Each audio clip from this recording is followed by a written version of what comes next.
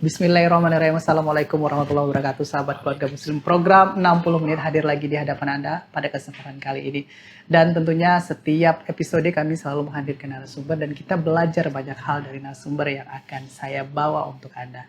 Saya ingatkan kepada Anda bisa menyaksikan program 60 menit atau program-program Salam TV lainnya dari satelit Telkom Merah Putih atau dari TV berlangganan My Republic Channel 285. Serta dengan mudah bisa menyaksikan semua program Salam TV dari handphone Android Anda. Caranya gampang sekali. Anda silahkan install aplikasi Salam TV dari Google Play Store. Dan juga sahabat keluarga muslim, saya minta kepada Anda dimanapun berada untuk menjadi donatur Salam TV. Caranya silahkan Anda berinfak. Seberapapun besar nilai infak Anda, ini sangat berarti untuk kami. Anda silahkan salurkan infak Anda ke rekening Salam TV Peduli. Dan kita langsung saja dari Apros Park dan Fun ini yang berada di Jalan Promia Medan. Di sini sudah hadir dua narasumber yang kita nanti akan cerita banyak hal dengan mereka terkait dengan donor darah. Nah, ini dua orang ini merupakan penggiat dari sebuah komunitas Aperesis begitu ya. Ini merupakan komunitas donor darah yang ada di Medan, Sumatera Utara. Kita sapa ada Bang Wai. Assalamualaikum Bang. Waalaikumsalam warahmatullahi wabarakatuh. Kemudian ada juga Bang Heru. Nah, Bang Heru ini juga Waalaikumsalam lagi. Ya, Bang Heru ini juga sudah pernah ya kita ngobrol-ngobrol Bang terkait dengan donor darah komunitas ini juga ya Bang ya. Iya. Baik, saya mau tahu dulu Bang sebenarnya mungkin Bang Wai ini sebagai apa di komunitas? Untuk yang di periode ini saya sebagai apa ya, kita bukan ada ketua ya, tapi koordinator lah. Koordinator gitu. Ya. Baik, kita ke Bang Heru. Bang Heru ini kita terakhir dulu ketemu bicara soal komunitas ini tahun berapa itu ya Bang ya? Mungkin sekitar 2 tahun yang laluan gitu ya. Kayaknya sebelum pandemi lah. Sebelum pandemi. Artinya sampai dengan saat ini Abang masih tetap concern ya dengan komunitas ini gitu ya. Ya alhamdulillah. Alhamdulillah gitu. Dan sebagai founder juga apa yang kemudian membuat Abang bisa bertahan gitu dengan aksi Abang bersama teman-teman sampai dengan saat ini?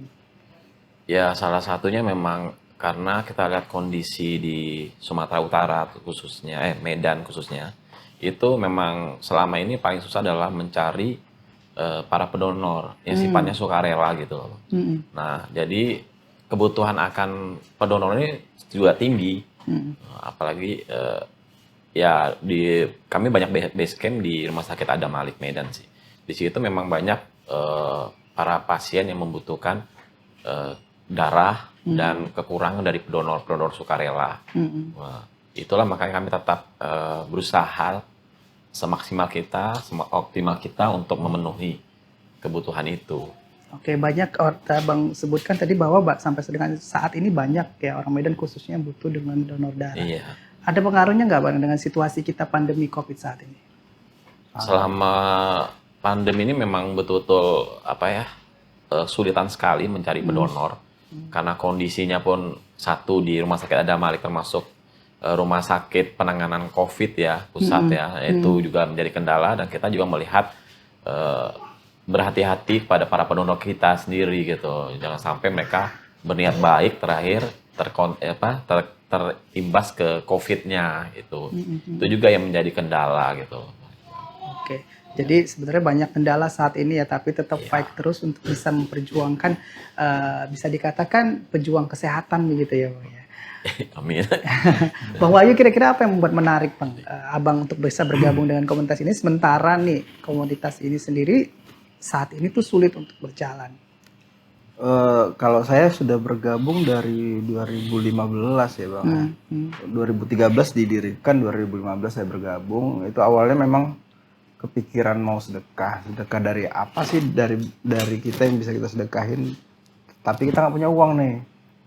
Nah, sedangkan orang butuh gitu kan, darah itu kan dikasih Allah, kalau kita kasih itu nggak berkurang, nggak hilang selama 3 bulan atau 2 minggu lah kita katakan, itu akan ada terus gitu selagi kita donornya teratur ya sesuai dengan SOP.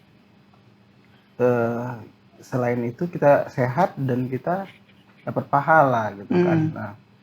Nah, kebiasaan saya kalau donor itu selalu jenguk pasiennya. Saya pengen lihat siapa sih penerima darah saya. Dan itu yang membuat saya ngerasa jauh bersyukur. Karena kalau ketemu sama anak-anak itu mereka cuman pengen sembuh, nggak pengen yang lain. Kalau kita yang udah dewasa nih selalu ditanya kan, pengen ini, pengen itu, selalu ada keinginannya. Mereka cuma pengen sembuh, pengen main gitu, pengen ngumpul sama teman-teman. Nah itu yang buat saya sampai sekarang ini selalu berupaya gimana mereka tuh dapat donor.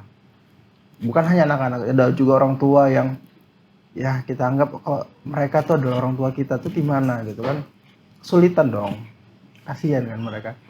Nah makanya di pandemi ini lagi 2 tahun ini kita kesulitan donor darah. Pasien takut nih, paranoid untuk datang ke rumah sakit tuh pasti takut.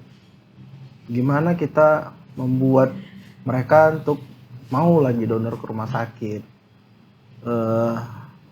Karena nggak ada cerita kan pandemi terus talasemia, leukemia berhenti, nggak gitu, tetap jalan nih, kebutuhan darah tetap jalan.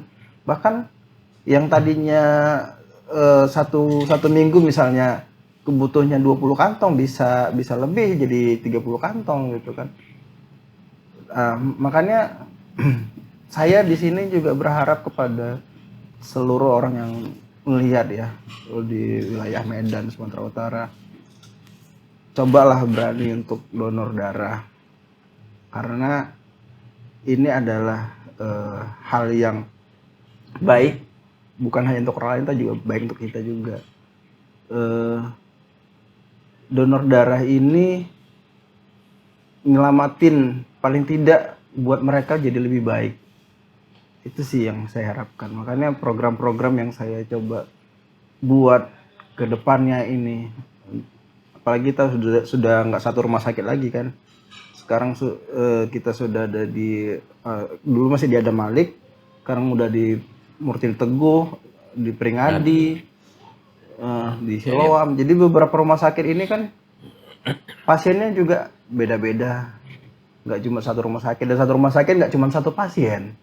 Nah itu yang harus saya harus tetap jalan ini, nggak boleh ditinggal ini.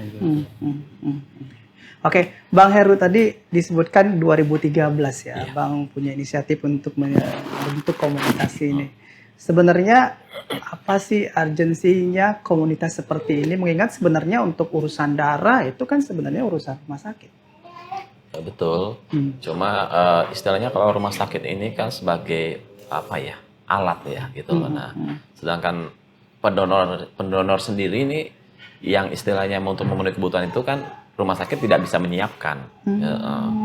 Gitu. Jadi tugas komunitas inilah bagaimana menjembatani antara pasien dengan pendonor gitu. Dan kita juga istilahnya mendampingi para pendonor, ya mungkin banyak kan orang-orang yang kurang paham dengan birokrasi rumah sakit, itulah kita dampingi seperti itu, dan mempermudah mereka mendonor. Kalau selain urgensinya juga karena kebetulan sebelum saya fokus di Aperesis, saya dulu pernah aktif di salah satu lembaga kesehatan, itu Yayasan Onkologi Anak Medan. Nah, disitulah selama ini pengobatan mereka terbentur oleh pasokan darah sebelum mereka melakukan kemo. Disitulah mungkin karena memang karakter masyarakat kita Sumatera Utara atau Medan ini susah untuk donor darah. Itu kenapa, Bang? Mungkin edukasinya kalau ya salah satu edukasi, kedua faktor apa ya, ketakutan juga. Takut. Takut macam-macam ya, ada yang mungkin takut terpapar, terkontaminasi dengan penyakit misalnya. Padahal sebetulnya donor darah itu kan menggunakan alat yang betul-betul steril kan, dan sekali pakai gitu. Itu juga salah satunya. Jadi orang Sumatera Utara khususnya Medan ternyata takut untuk donor darah, dan itu sudah memang abang lihat langsung ya Iya. di lapangan, memang itu banyak yang menjadi alasan. Nah, kira-kira untuk mengatasi hal tersebut ada tidak edukasi yang abang sampaikan, atau apa nih yang abang siapkan untuk bisa merangkul memang masyarakat Kota Medan khususnya untuk bisa mau berdonasi? Tapi nanti setelah jeda bang, jangan dijawab dulu ya. Iya. Sahabat Keluarga Muslim, kita jeda, nanti setelah jeda saya akan kembali tetap di program 60 menit.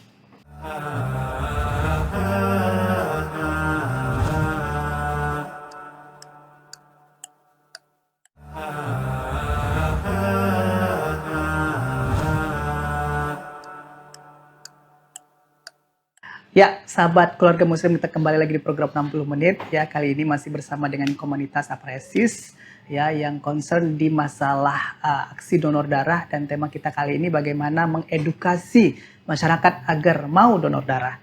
Baik, Bang Heru dan Bang Wari ya.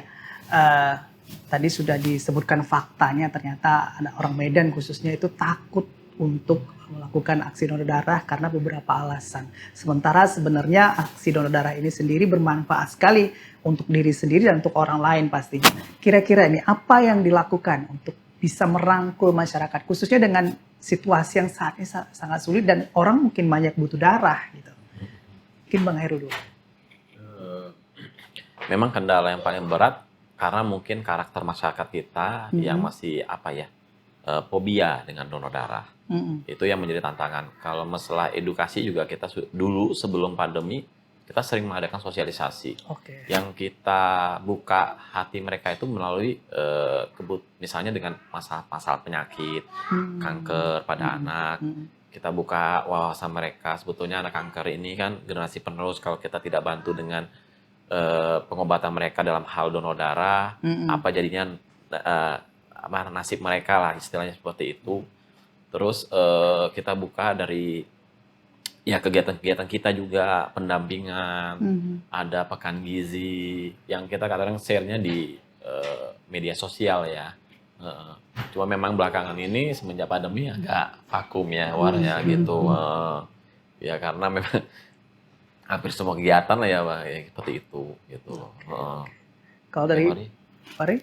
Kalau aku sih berharap pandemi ini clear dulu lah. Gitu kan. Artinya ketika pandemi clear, ketakutan orang untuk datang ke rumah sakit, ngejenguk rumah sakit itu udah nggak ada lagi. Karena sebenarnya dari pekan gizi kita kasih nampak nih kegiatan kita ngunjungin anak-anak di rumah sakit, kasih tahu bahwa campaign penyakit ini butuh ini gitu. Kita tahu, kita campaign lah ke setiap kegiatan kita. Itu sudah menjadi edukasi kepada orang yang lihat kan, bagi di media sosial kita juga.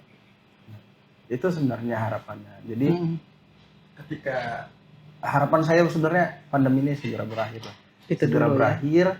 Jadi kita bisa enak nih campaign, kita kok bisa open recruitment lagi kampus-kampus, karena relawan lama itu banyak yang udah mulai sibuk nih sekarang. Relawan lama berumah tangga, sudah berumah tangga juga, kan sudah mungkin ada yang sibuk kerjaan tambahan dan sebagainya. Jadi kita pengen kaderisasi, buat event terus open recruitment baru. Jadi terrekrut lah calon-calon pendonor baru. Kita buat database baru lagi yang kalau yang lama kan udah sering donor nih, kita ajak nih secara open gitu, secara terbuka. Yuk donor, manfaatnya ini, apa yang bisa kalian rasakan ketika kalian menjenguk mereka langsung dan sebagainya gitu sih harapannya. Kemarin saya ada lihat postingan teman gitu ya. Mereka mengajak orang untuk berdonor darah dengan imbalan dapat makan siang, souvenir dan lain-lain. Pernah tidak bang-bang sekalian buat model seperti itu? Mungkin karakter orang Medan itu sukanya yang harus diiming-imingi imbalan gitu. Dari kami sendiri sebetulnya tidak pernah ada program seperti itu sih, Bang. Jadi kami lebih mengarahkan membuka hati mereka. Pertama mungkin mengajak, kebanyakan relawan kita juga mahasiswa, ada pekerja juga, itu sebelum mereka mendonor bisa kita kunjungi dulu pasiennya.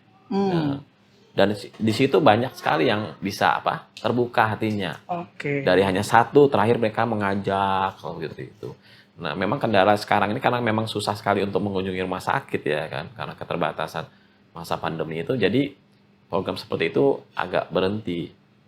Memang ada yang beberapa kegiatan donor darah dipancing dengan hal-hal door prize segala macam. Kami memang bukan mengharamkan sih seperti itu, karena Tidak memperlakukan itu. bahkan banyak dari para keluarga itu pasien itu sering juga mau mengiming-imingi, mengasih gitu ya. Itu Malah yang kita kita tidak terima. larang malah gitu. Kita nggak terima. Nggak terima gitu. Malah kebanyakan dari relawan yang mengeluarin uang, transportasi mereka, kadang-kadang cek darah juga, yang memang akhirnya mereka yang menduluin. Oke. Karena kasusnya sering begini. Pasien ini kan kondisi mereka sedang kena musibah nih, Iya. susah kan.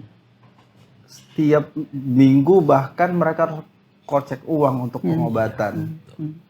Kan hilang kemanusiaan kita ketika kita sudah ngasih darah terus kita minta imbalan. Di mana sih letak kemanusiaan kita, sedangkan kita ini mau ngasih loh. Ketulusan kita, keikhlasan kita di mana? Di mana letak tanggung jawab kita sama Allah ketika kita ditanya gitu kan gitu. Jadi kita justru mau ngasih, jangan mengharapkan apapun ketika kita ngasih. Sebenarnya itu. Jadi bahkan dulu sebelum ada komunitas, saya cerita Bang Heru dulu, emang ya pasien diperas tuh, dalam arti aku mau donor tapi bayarnya sekian ratus ribu, sekian juta bahkan gitu. Nah itulah makanya jangan sampai ada kayak gitu-gitu lagi. Kalau mau donor, yuk donor dengan tulus. Kalian donor untuk membantu orang, karena kebutuhan untuk anak leukemia atau thalassemia itu berkelanjutan, Bang. Bisa aja dalam satu orang ini yang donor, yang pasiennya itu per minggu bahkan per bulan. Nah, 2 minggu sekali mereka wajib donor, ada yang sebulan sekali wajib donor. Transfusi ya. Nah, bayangin dalam 2 minggu sekali mereka harus keluar uang. Itu kan di mana sih? Kalau kita di posisi mereka, apa yang kita lakukan? Gitu. Kan kurang tepat hal-hal seperti itu. Jadi dari teman-teman APRS sendiri harus udah jelas dulu siapa yang mau dibagikan darahnya begitu ya, baru di-share ke para relawan. Ya, siapa yang bersedia silahkan donor darah. Soal relawan, ini siapa aja yang terlibat Pak untuk relawan? Karena sifat kami komunitas ini memang istilahnya memang secara struktural itu kita tidak ada ketua di situ. Nah itu, jadi sama istilahnya relawan-relawan yang sudah lama sekali mereka akan berbagi gitu. Bisa kebutuhan darah diinformasikan ke situ, seperti itu. Selain itu apa mungkin ada kegiatan mungkin? Iya, mungkin ada kegiatan campaign kecil lah yang bisa kita buat di dalam misalnya di dalam di dalam grup kita punya grup WhatsApp itu juga, kita ada medsos juga. Biasa setiap ada kebutuhan donor tuh dioper ke saya juga share langsung ke grup. Nah, juga kadang teman-teman misalnya dalam jangka waktu 1 hari belum ada, kita akan share keluar ke medsos masing-masing kan, tujuannya biar cepat dapat lah, karena 24 jam nggak dapat donor tuh mereka nyakitin loh. Itu bahkan sampai kulitnya tuh memar-memar kadang. Itu untuk pasien yang seperti apa? Bisa banyak kelainan darah, leukemia. Yang paling banyak itu? Kalau selama ini kita banyak menangani pasien-pasien kanker. Ya. Awalnya juga gitu, fokusnya di kanker. Terakhir mungkin sudah banyak yang mengenal, terakhir melebar. Bahkan dulu cuma anak-anak, sekarang udah orang tua, kebutuhan akan operasi, ya sudah pokoknya ya. Memang niat awal kita awalnya untuk membuka jalan aja. Kalau selanjutnya akhirnya kita ngikutin kebutuhan aja. Awalnya anak, sekarang mulai dewasa. Awalnya penyakit kelainan darah dan kanker, terakhir melebar gitu. Jadi ngikutin aja. Kalau dari pasien ketika misalnya ingin butuh donor darah, dengan ketentuan pasien tersebut sakitnya apa, ada tidak ditentukan, dan kemudian bagaimana bisa minta tolong ke komunitas Abang? Biasanya kita koordinasi dulu sama pihak UTD-nya dari rumah sakit. Kan ada beberapa rumah sakit yang sudah ada unit transfusi darah UTD-nya. Nah, biasanya dari UTD-nya itu udah saya tinggalin nomor telepon saya. Misalnya utamain keluarga dulu, karena kita kan di situasi pandemi ini agak sulit cari pendonor. Cari dulu keluarga, kalau emang dari keluarga nggak ada sama sekali, nggak ada yang bisa donor, baru kita share ke grup. Nah, jadi konfirmasinya kita selalu bukan hanya ke pasien, tapi kita ke pihak rumah sakit juga sudah berkomunikasi dengan baik. Saya juga beberapa kali juga mengunjungi beberapa rumah sakit yang selalu ada nih relawan kita ke sana. Artinya ketika ini dari komunitas Apresis, mereka menyambut dengan hangat gitu. Oke, itu dari sudut pasien ya. Iya. Jadi pasien juga ada prosedurnya ketika juga minta tolong bantuan untuk dicarikan darah. Kemudian bagaimana dari relawannya sendiri? Seperti apa prosedurnya sampai mereka akhirnya bisa mendonorkan darahnya? Karena kan tidak sembarangan juga gitu ya. Iya, iya. Nanti setelah jeda tapi Bang kita lanjutkan ya. Sahabat Iya. keluarga muslim jangan kemana-mana. Tetap di program 60 menit saya segera kembali.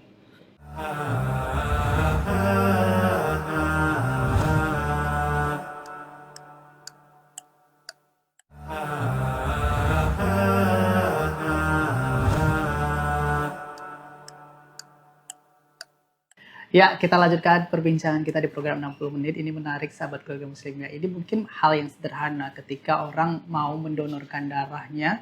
Namun banyak memang di lapangan orang takut untuk bisa mendonorkan darahnya dengan banyak alasan. Salah satu yang paling mungkin banyak adalah karena orang takut jarum suntik. Ya. Bang Heru, Bang Wari pernah tidak mungkin melihat relawan-relawan yang takut memang dengan jarum suntik itu lalu gimana kira-kira? Dari saya ya. Jadi banyak banget sih relawan. Ada juga relawan awalnya dia ingin banget itu bergabung dan ingin berkontribusi dengan, tapi takut dengan jarum. Itu ada memang si Agung ya. Iya. Oh itu takut sekali sampai dia waktu itu sempat disuruh donor. Kami geret dia. Saking wajah udah pucat seperti itu. Nah, entah karena apa, tiba-tiba mungkin karena sering ikut kegiatan, mungkin mulailah terbuka hatinya gitu. Jadi kami juga beri kayak semacam apa ya, mendoktrin gitu. Sebetulnya apa yang ditakutkan gitu loh, jarum ya kan, hanya sesaat gitu loh. Paling sakitnya pada saat pertama aja, selanjutnya enggak gitu loh. Tapi manfaat yang diberikan itu bisa memberi, ya bukan kita mendahului Allah ya, cuma kita bisa memberi kelangsungan hidup pasien gitu loh, seperti itu. Itu kan suatu apa ya, kebahagiaan yang tidak bisa diperoleh lah ya, diraih di lain, hanya seperti itu. Itu jadi ya menghilangkan rasa takut itu yang kadang-kadang memang butuh perjuangan. Dan satu relawan itu bisa berbulan-bulan tuh Bang. Tapi karena mereka terbuka melihat kegiatan-kegiatan kita, lihat pasien-pasien kita, terakhir mungkin mulailah memberanikan sendiri. Dan akhirnya anaknya sekarang maniak malah donor darahnya. Ada itu memang bukti nyata itu. Begitu takutnya dengan jarum. Bang, sebenarnya secara manfaat kesehatan terutama ya, bagi relawan atau bagi kita yang mau mendonorkan darah, apa sih sebenarnya yang paling bisa kita rasakan dari segi kesehatan? Pertama, kita bisa mengontrol mungkin kayak darah kita ya, menghindari kolesterol di situ juga, seperti itu. Paling tidak regenerasi sel-sel darah kita. Ada istilahnya kalau kita bandingkan, ini mungkin sekalian sharing, masyarakat Sumatera Utara, terutama Medan tuh, yang paling sedikit donor darah itu adalah masyarakat kita, Muslim, pribumi, dibandingkan dengan suku Tionghoa. Karena mungkin mereka lebih menyadari manfaat dari donor tersebut. Yang menurut mereka ada yang bilang awet muda lah, ya segala macam ya gitulah. Karena memang bukan dibilang awet muda, karena memang dengan donor darah itu kita terjadi regenerasi sel-sel darah. Ibaratnya seperti mesin. Kalau kita nggak pernah donor darah, berarti kan nggak pernah ngetap oli kan gitulah, seperti itu, Bang. Dengan adanya donor darah, berarti rutinitas kita untuk mengganti darah-darah yang rusak atau darah yang buruk itu bisa berlangsung dengan baik gitu.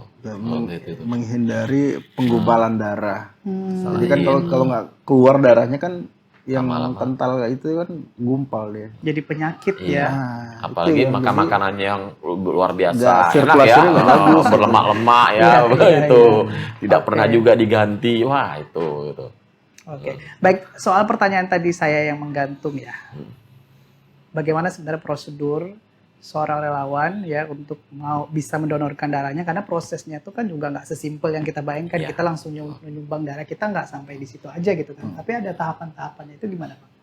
Tahapan-tahapannya memang kita yang ngikutin persyaratan dari pihak unit transfusi darah sih. Salah satunya berat badannya, terus cek HB dan tensinya seperti itu. Jadi kalau ini sebelum masuk kepada pendonor apresis ya, karena pendonor biasa dengan pendonor apresis itu berbeda sih. Berbeda ya. Tapi kita merangkul semua pendonor. Kalau yang apresis itu memang diharapkan adalah pendonor yang sudah biasa dengan donor WB, whole blood kayak istilahnya gitu, donor biasa. Nah itu. Nah jadi karena kebiasaan mereka menggunakan WB, maka otomatis vena mereka besar. Nah itu yang salah satu syarat untuk menjadi apresis, punya vena yang besar gitu. Dan tidak semua donor biasa pun punya vena besar gitu. Memang ada seperti itu. Jadi kendalanya selain yang memenuhi syarat dari pihak UTD sendiri, ya salah satunya berani, karena waktu untuk donor apresis itu membutuhkan waktu yang lama dibandingkan donor biasa. Donor biasa itu mungkin 5 menit selesai, kalau donor apresis bisa sampai 1 jam. Ada yang 3 jam. Kan mulai dari tes, mulai dari tes darah itu 1 jam. 1 jam baru kita karena birokrasinya pengambilan karena harus dicek dulu nih sesuai nggak HB-nya segala macam, trombositnya sampai si pendonor ini ngedrop gara-gara ini kan maksain mau donor. Kita pastikan dulu si calon pendonor ini juga fit, dia jangan sampai dia mau donor dianya drop gitu kan. Ya, HB-nya juga baik, trombositnya baik, ya, baru dia boleh donor gitu kan. Ternyata memang jadi 1 jam itu nunggu kabar itu dulu, nunggu kabar prosesnya. Kalau dia boleh donor, baru donor itu. Nah donor apresis ini kalau 6 siklus bisa sampai 1,5 jam. Nah, jadi upayakan kalau mau donor punya waktu luang lah, 3 jam gitu. Jadi ternyata memang ada perbedaan proses untuk melakukan donor dengan donor biasa, antara donor biasa dengan donor apresis. Kenapa berbeda Bang? Dan apa sebenarnya yang membedakan? Kalau donor biasa biasanya kita diambil seluruh darah, komponen darah itu diambil semua. Dan tengah waktu donor berikutnya itu agak lebih panjang. Ya, minimal 2 bulan, setelah itu atau 3 bulan gitu. Sedangkan donor apresis itu dia hanya mengambil komponen darah tertentu aja, misalnya plasma atau trombosit, gitu. Nah di situ ada persyaratan juga. Kalau butuhnya trombosit berarti dia harus cek laboratorium. Nah ini yang kadang-kadang membutuhkan waktu lama. Dulu di rumah sakit Adam Malik cepat, karena memang cek darah itu langsung dipegang oleh UTD. Entah karena suatu hal kita juga nggak tahu. Sekarang harus ke lab patologi klinik. Nah, itu yang akhirnya membutuhkan waktu sampai sejam. Itu trombositnya harus, sekarang aturannya adalah 250.000 trombositnya. Jadi nggak semua juga gitu Bang. Tetap harus ada seleksi juga. Iya, seleksi. Itu yang kadang-kadang terbenturnya relawan tuh sudah sampai sana gagal. Mungkin itu tadi juga faktornya Bang ya. Itu memang kesulitannya adalah seperti itu. Jadi yang sudah biasa-biasa donor inilah yang kita harapkan. Cuma juga efek dari apresis juga ada sih. Kalau terlalu maniak juga, itu juga berefek pada jangka panjang, nanti dia akan mengalami kayak sakit pinggang segala macam. Itu maksudnya maniak, ketagihan untuk donor gitu ya? Termasuk saya nih ketagihan nih donor katagihannya luar biasa. Kira-kira itu apa yang membuat kita ketagihan Bang? Ya mungkin salah satunya itu ya salah satunya pasien, terbentur karena memang sudah susahnya kali donor juga, akhirnya maju lagi ya kan gitu lah ya. Dan karena memang apresis sendiri kan dia donor tuh bisa sampai 2 minggu baru berdonor lagi gitu loh. Tidak seperti donor biasa ya, harus 3 bulan cukup panjang ya. Itu bahkan kadang-kadang sampai lupa ya kan, udah harusnya waktunya donor gitu sampai kelewatan. Oke. Ini menarik ya, ternyata memang perbedaannya cukup signifikan dari donor darah biasa. Dan mungkin faktor yang membuat juga orang akhirnya berpikir beberapa kali sampai harus baru bersedia donor apresis, karena tadi ya secara administrasi juga terlalu cukup panjang. Betul. Baik. Nah ini menarik sahabat Keluarga Muslim, saya juga penasaran nanti kira-kira ya berapa kantong plastik atau berapa kantong darah maksud saya yang dibutuhkan kalau untuk satu orang atau maksimalnya satu orang mendonorkan darahnya. Nanti setelah jeda kita masih tetap di program 60 menit.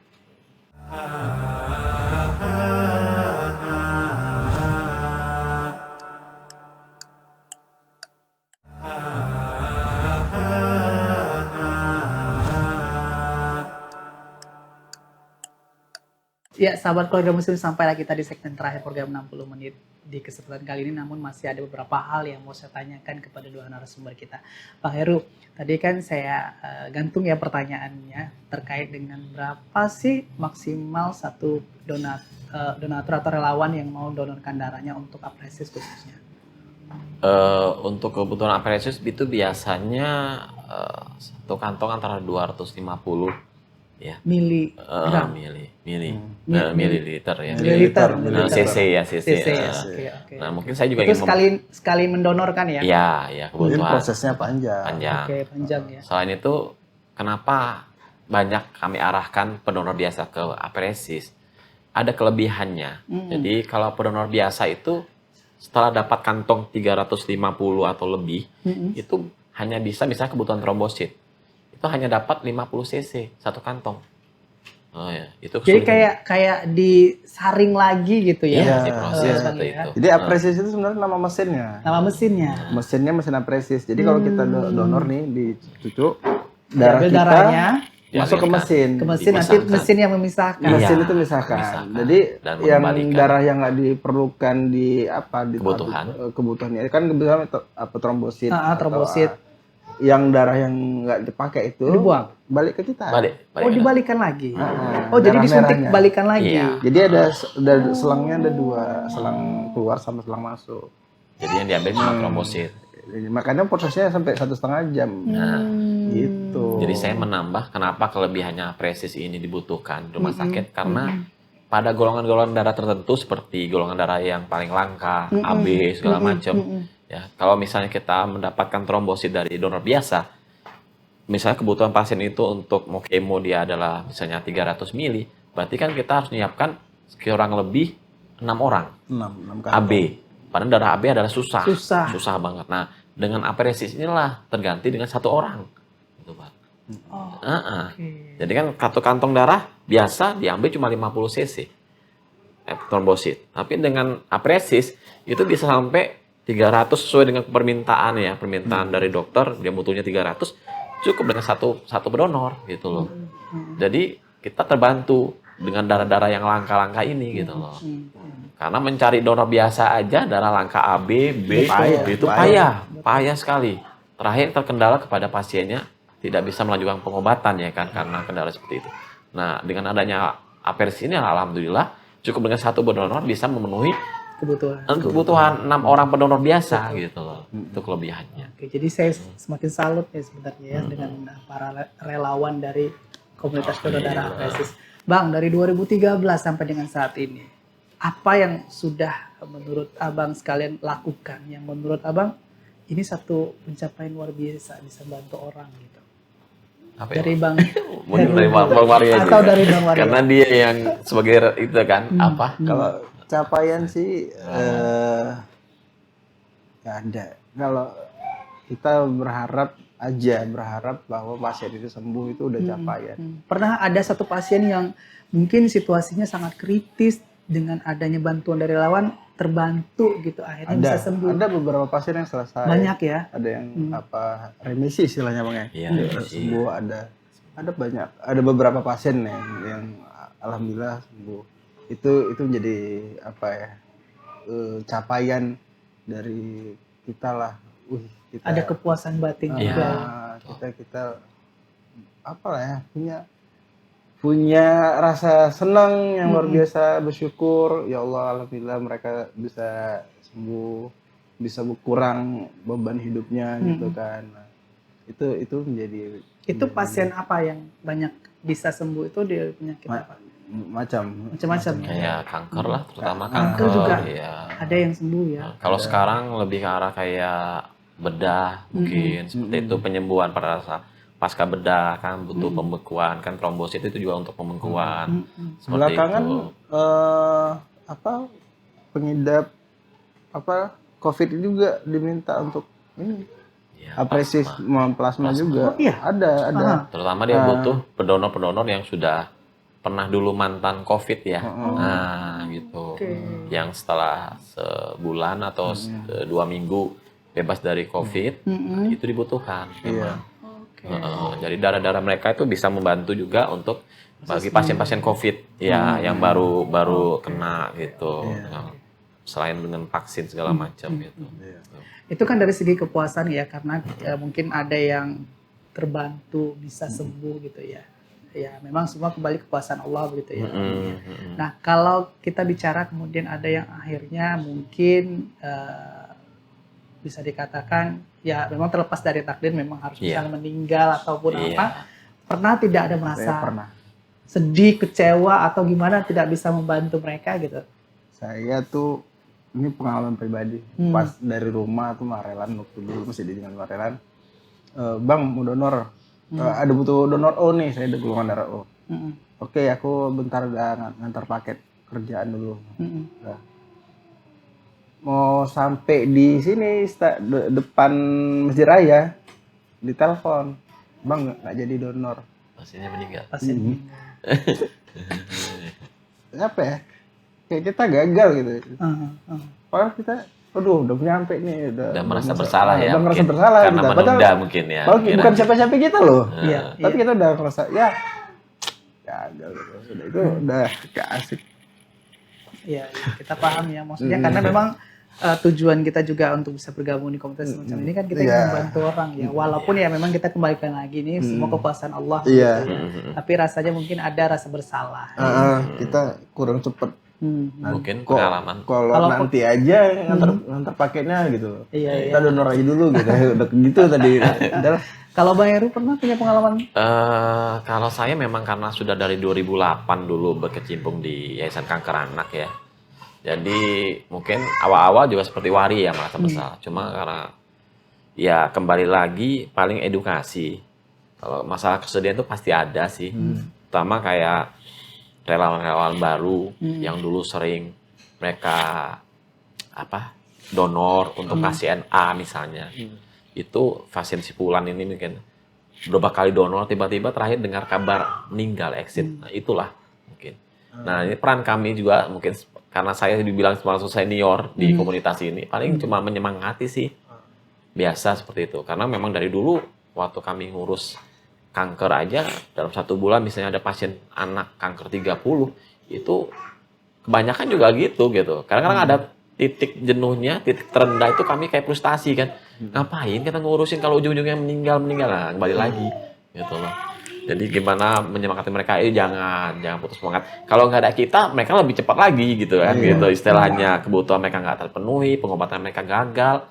Terakhir ya kematian lebih cepat gitu istilahnya ya. Istilah menurut logikanya seperti itu. Di luar dari takdir segala macam.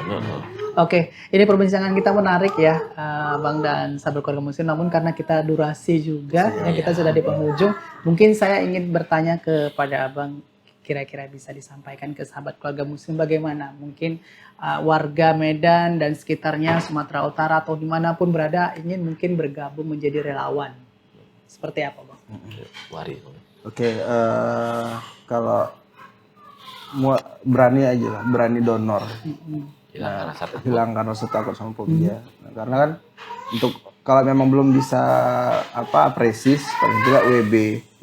WB itu kan membuat vena kita makin besar. Itu yang sering masuk jarum suntik itu kan membuat vena kita makin besar. Kalaupun donor WB itu juga ngebantu banyak orang walaupun kita nggak ketemu orangnya langsung gitu kan. Nah, donor ini sangat dibutuhkan, banyak orang yang membutuhkan. Itu kita cuman diminta untuk waktu luang aja, waktu luang aja di 3 jam untuk datang terus pergi, dan itu sangat bermanfaat untuk mereka yang membutuhkan, sangat bermanfaat. Oke. Kontak atau nomor yang bisa dihubungi mungkin silakan. Boleh ke nomor saya 0812 6996 1700.